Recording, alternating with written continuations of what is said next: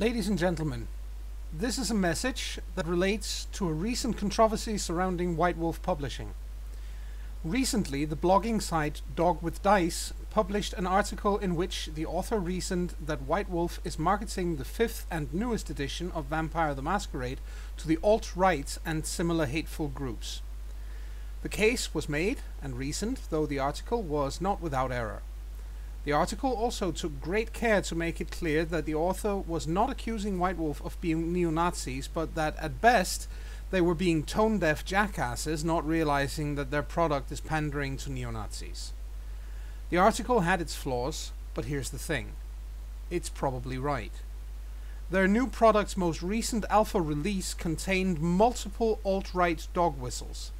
For those of you who don't know, a dog whistle is a form of communication where you communicate a hidden message that only specific people who are in the know pick up on.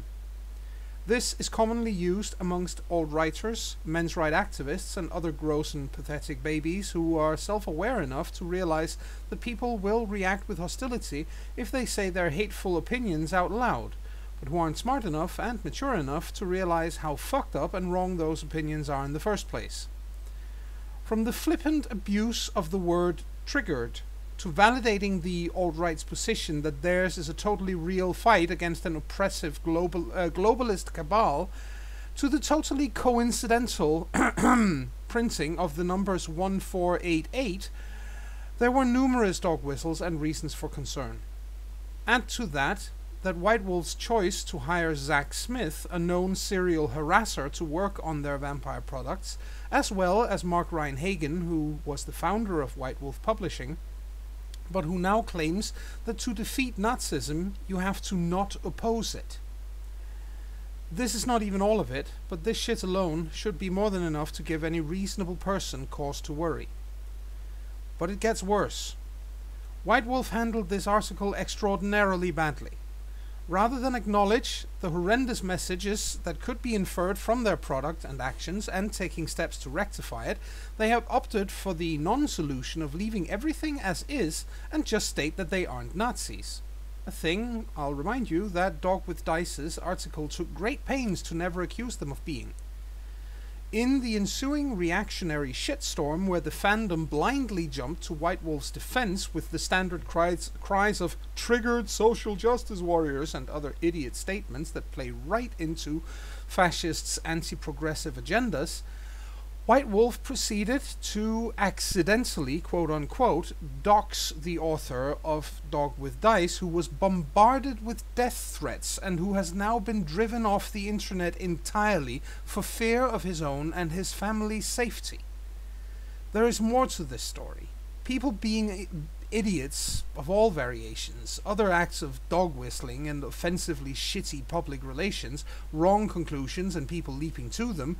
But we're not going to talk about that here because these things have no bearing on why we actually made this video.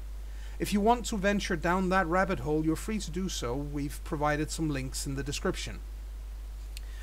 The reason why we've made this video is because we feature contents related to White Wolf on this channel, and as responsible adults, we totally condemn the hateful extreme right, as well as anybody who would consciously create a product for and market it towards them. We are appalled by it. It is nothing short of disgusting.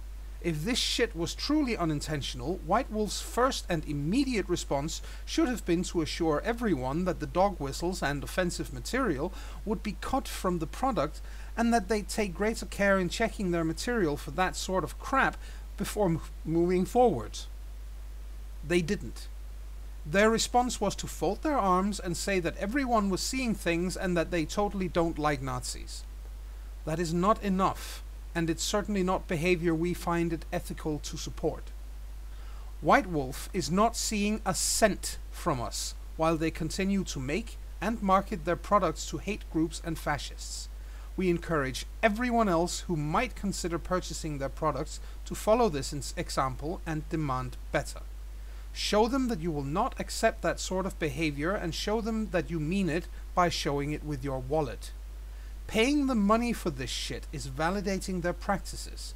For the same reason, we urge caution in purchasing the 20th anniversary editions of the World of Darkness games. Though they are published by Onyx Publishing, the intellectual property is owned by White Wolf, and this means that they will get paid for every copy of those rulebooks sold, even if they are not the actual publishing company.